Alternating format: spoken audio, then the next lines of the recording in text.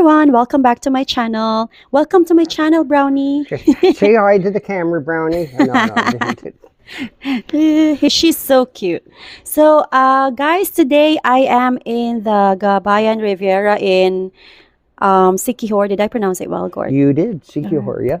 The Gabayan Riviera. Yes, Riviera or Riviera? yeah, it's actually Riviera, but most people in the Philippines call it Rivera, so that's all right. Yeah, Gabayan yeah. Riviera, just like the French Riviera. Yeah, like it's a French Riviera. So I'm here in this wonderful resort. Thank you, Gord. Our pleasure. I would like to ask him a few of the, how do you say this, realistic challenges when you are trying to build a resort, because Okay. I think some of my subscribers would like to know, is it possible, first of all, is it possible to build a resort? But before that, please introduce yourself, because I already have almost 4K subscribers. Oh, cool. He's like the first person that I interviewed in my channel when way back I only had like 100 or Yeah, 200 and I subscribers. remember when you came into the office and you're going, well, I don't really know, should I start a YouTube channel?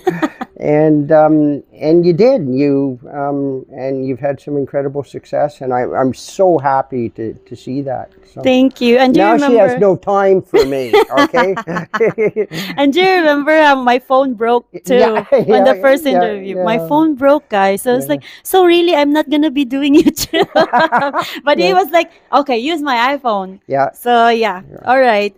So okay, I'm gonna put the link of the first video that we did, because that was also a very good video. Actually, it's still the most viewed video in my channel, the about construction in the Philippines.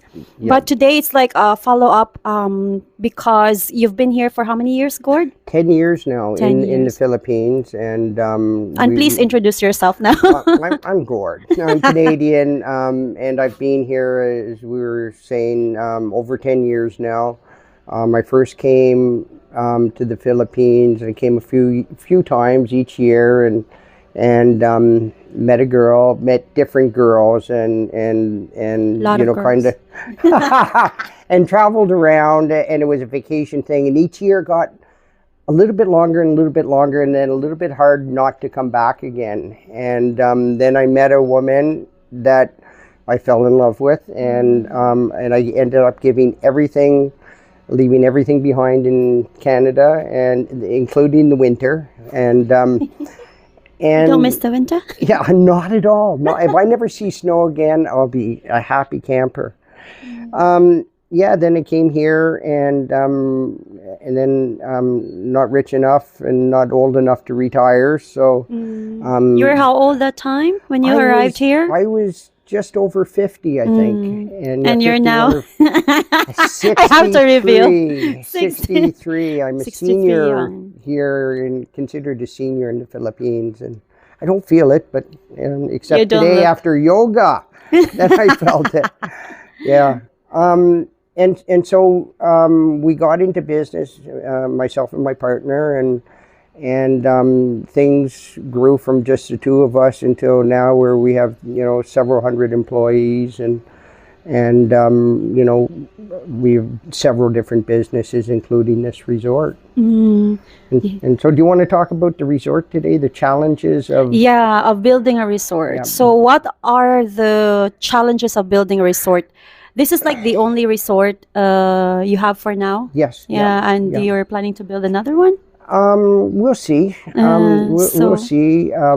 Maybe you can just give us like the top 3 challenges in building a resort. Okay, and we shouldn't just maybe focus on the building of the resort, because that is actually probably one of the easiest parts of the operation. It's building the resort, construction-wise, and it's about how do you run it, and how do you run it successfully. The whole thing. Yeah, and so just to give a little bit of background is we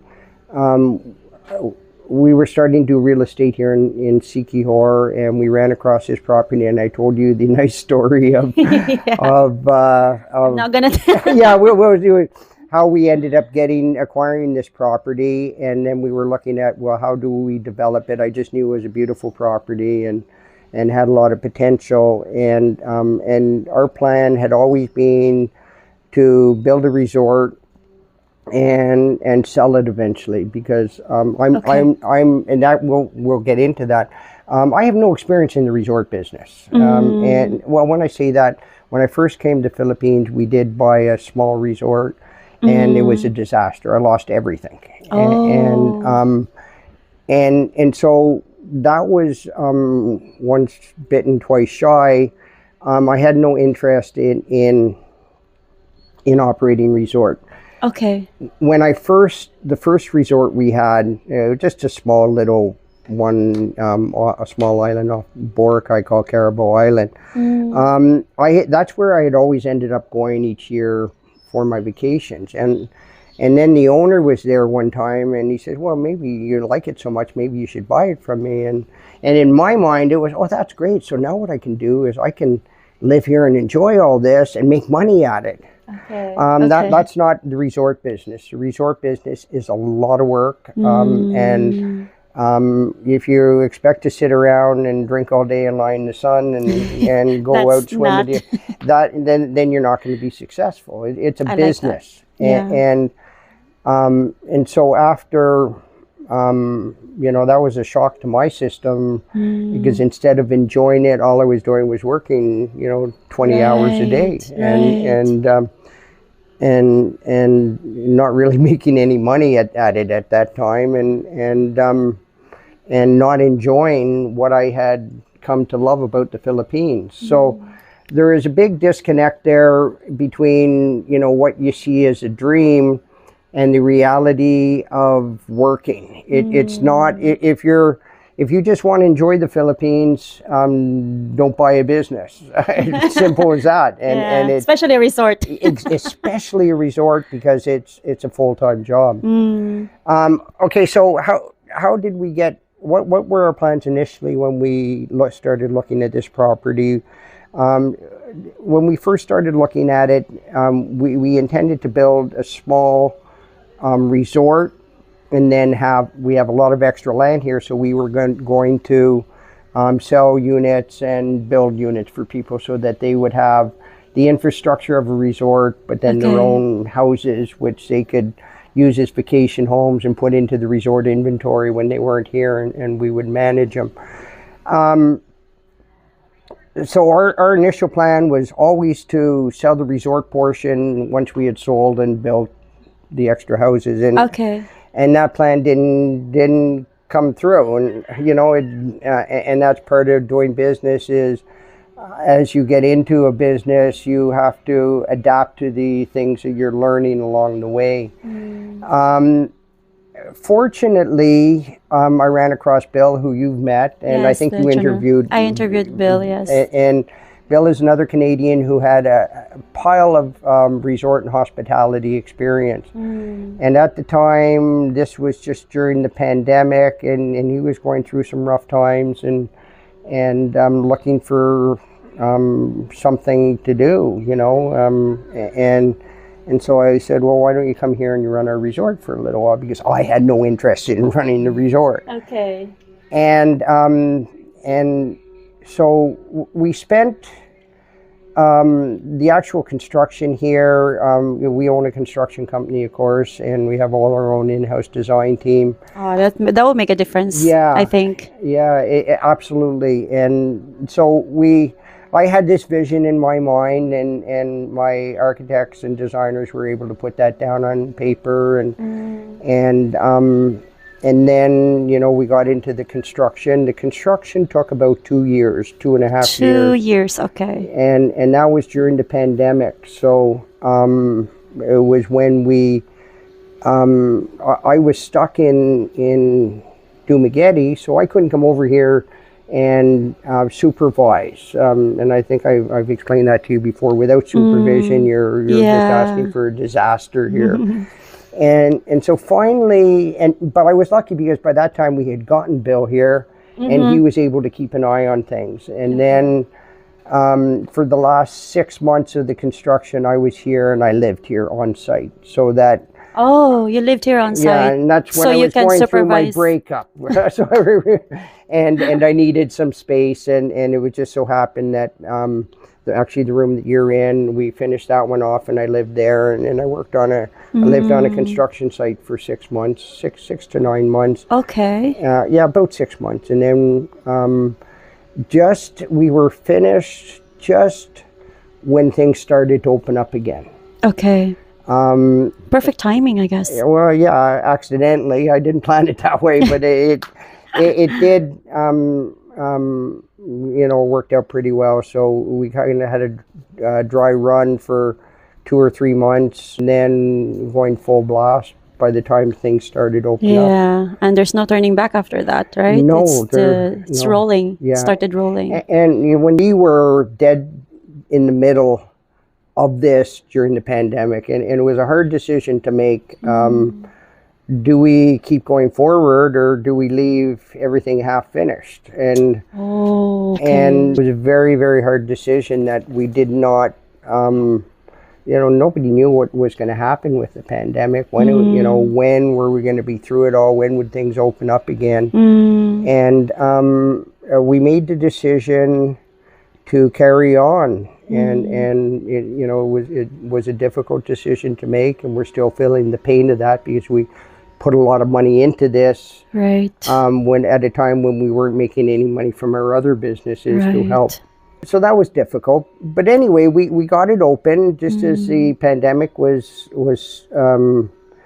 over, and the island was opened up to travel again, and Bill was running it. And honestly, we've made money from day one here, which in any new business is quite an achievement. So It is. my hat's off to Bill. He took something that I had no real experience in and no desire to do again, and he hit it out of the park.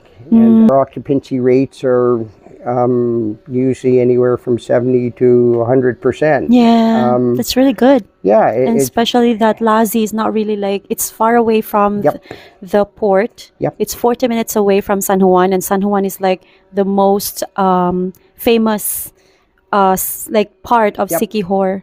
But you've got like Lassie, but still people comes here. Yep. And what you're saying is true. Is the center of let's say nightlife and attraction for the younger people probably is San Juan for sure. But since we've opened up, the whole island has started to develop more. And we offer something different than what you find in San Juan. This is more of a relaxation. Yes, don't bother me. Let's recharge our batteries and just relax and lay back. Whereas in place like San Juan, it's more noisy and let's go out and party and more trendy and stuff like that. Exactly. So we have a different clientele that usually comes here. It's more of the people that are looking for good facilities, good rooms, good service, but don't need all that other stuff. And the other thing though is most of the more popular tourist attractions are in Lassie. Actually, yes. The waterfalls, Cambugahay waterfalls, the caves. The caves. Yeah, the Balete tree. So there's actually a lot of nature things here. Yeah. So if you're looking for the party type of place, San Juan is the place to go. If you're looking more for the exploration and come home at night and not be bothered, Lassie is a good place for that, and I think we've hit it off with that. Other challenges. Okay, so we got the place built now. Now how do we get people in here? And so it's a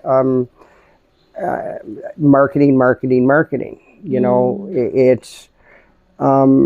It's like any other business. You have to get your name out there, and you got to attract people.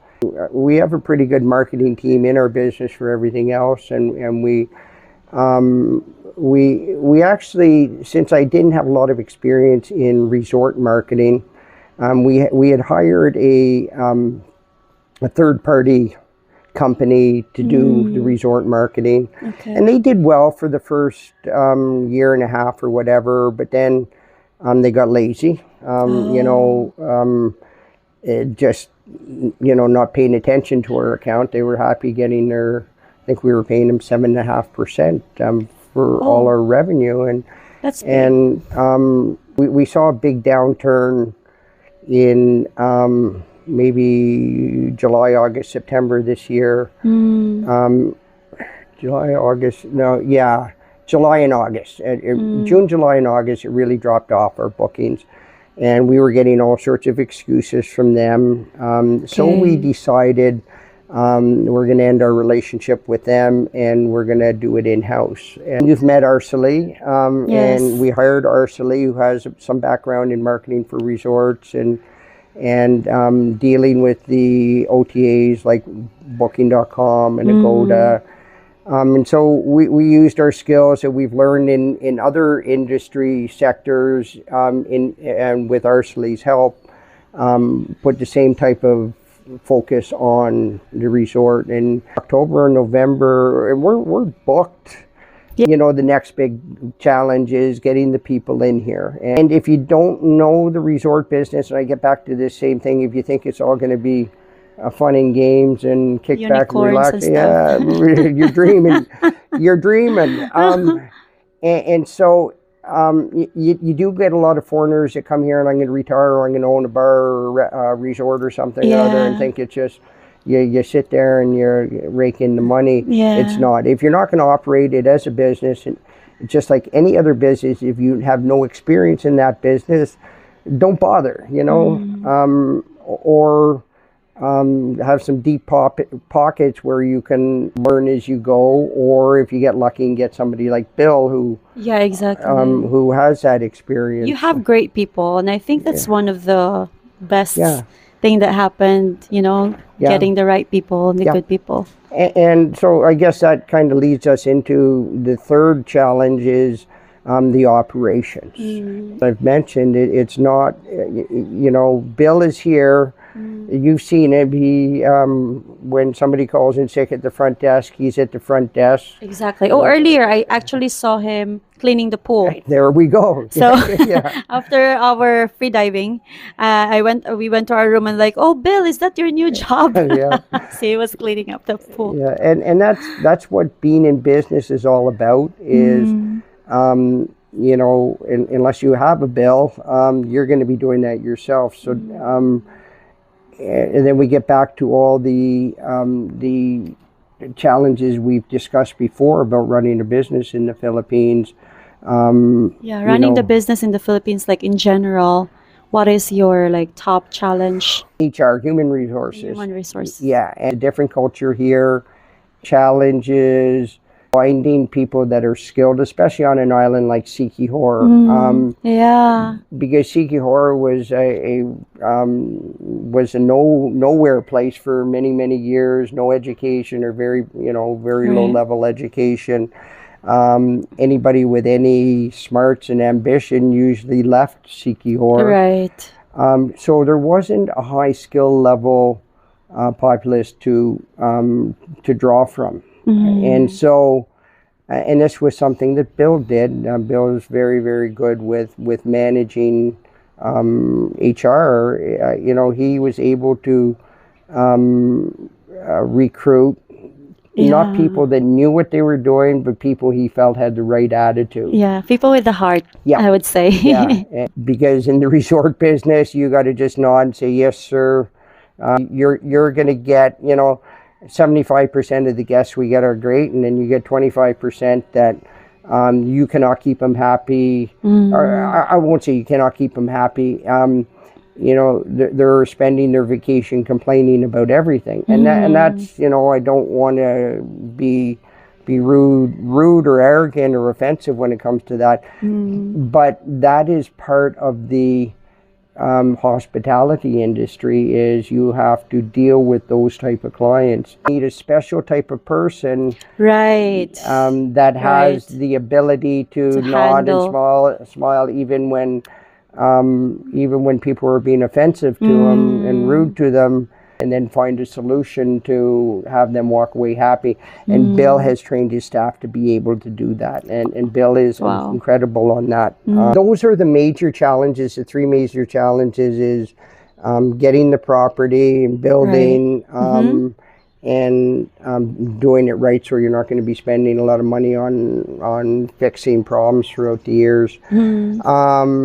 Then getting the people in the door, and then making sure when they do come in the door, they want to come back again. If anybody's watching this and they're saying, oh yeah, it's fun and games running a resort, and that's how I want to spend the rest of my retirement, that is the wrong attitude to take. It's not going to be like that. And it's a lot of work, and you shouldn't kid yourself if you're looking at getting in the resort business or the restaurant business, because restaurant business is a lot like the resort business, and where people come and they think that, oh yeah, I always wanted to have a restaurant. Reality is a lot different for most people who haven't been in the restaurant industry all their life. Right. And especially also dealing with a different culture. Yep. You know, Filipino culture is really, really different from where you come from. So that would create a lot of frustration sometimes, right? Absolutely. And when you say different cultures, and you know, we will get in Filipinos, we get in Germans, we'll get in Americans, we'll get in Canadians, we'll get in Australians. So if you can't handle the different cultures and adapt to them, again, the resort business is not the one you want to be in. Right. Yeah. All right. So thank you for that. I You're very love welcome. those points so much, and especially that you emphasize that if you come here to retire, don't build a business. But if you are here like curious, because I know some of them are really curious on building a business, it is possible for foreigners to build a business. Now, I'd like to ask you about the how did you do it as a foreigner to build to have a business?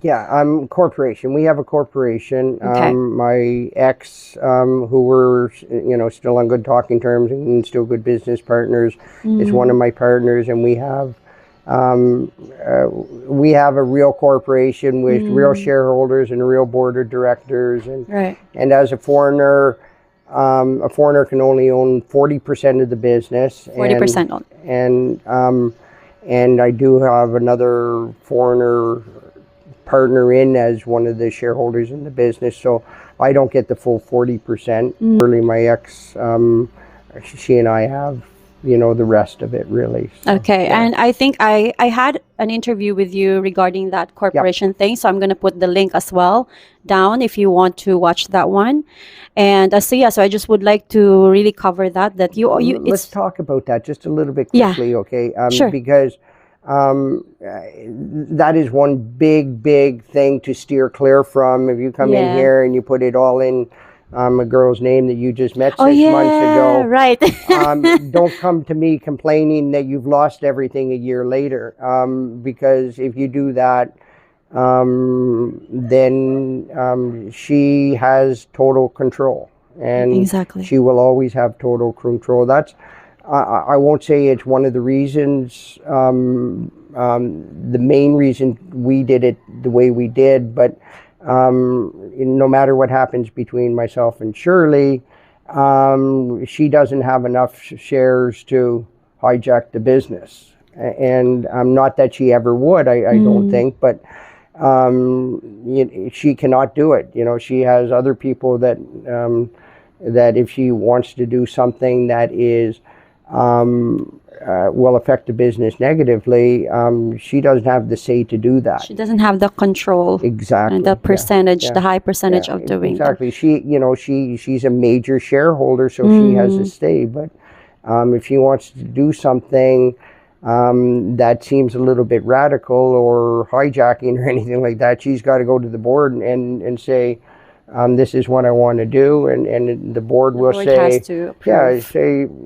something that's not going to work for the rest of us, and so that is one way to protect yourself. So you're saying that there's kind of like don't give control to one person, one Filipino or Filipina. And that's what what I was explaining was the like Shirley's a major shareholder, but she doesn't have control over the company, and if she wants to make a decision which is probably not in the best interest of the company. She would have to bring that to the board and explain why she thinks it is, and if Right. they think it's not, then she loses that vote. And not, we've never ran into that problem, but Okay. you got to protect yourself against that type of thing, because not every Filipina is going to be as uh, is not going to be like Shirley, you know. And so if you've just met a girl, you've been here with her 6 months or something or other, and you're going to buy a place like this or build a place like this or buy a property and you put it in her name, you'll get what you deserve. You may get lucky, but in most cases you probably won't. And just don't cry to me. So, are you open for business consultation? Okay, and that was the funny part that we started to talk about. When I came here, I didn't listen to anybody, and most of us foreigners that come here were 60, 70 years old. They don't want to Or, listen. yeah, or even You 50 guys don't want to years old. listen. And we don't. And we have a lifetime of experience already. We come to a third world country and we think we know everything. And Yeah. and so I didn't listen to anybody. And I found there are a lot of people who have come to me and ask questions, and very few of them have ever. Yeah, but this is how I'm going to do it. Okay, well that's fine. You don't, and sure I'm open to it, but Okay. most times I take that with a grain of salt. That people, For they, people that are open-minded enough to learn, yeah, at least. humble enough. Okay, humble enough to know I like that. you're that you're getting into something new, and you could use a little bit of guidance. And when I came here, I was not humble enough to listen to everybody, and I had to learn the hard way. So I'm always open to somebody that want to talk. And all I'll do is share my experience. What they take away from that is up to them. Yeah. All right. Thank you so much, Gord. Very That was welcome. an amazing interview. Thank you, guys. And I'm gonna show you, of course, the resort. And I'm gonna show you also where we went this morning. We went free diving into Bud Marine Sanctuary. Where they Actually- took off on me and left me in the water. he was gone. You were gone. Where were you? We lost Gord in the middle of the season. Yeah. I found my way back. Thank you very much.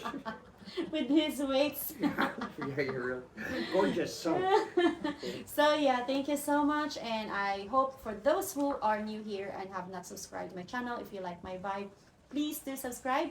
And thank you so much, and I hope to see you, to catch you in the next video. Bye! bye, everybody. Bye.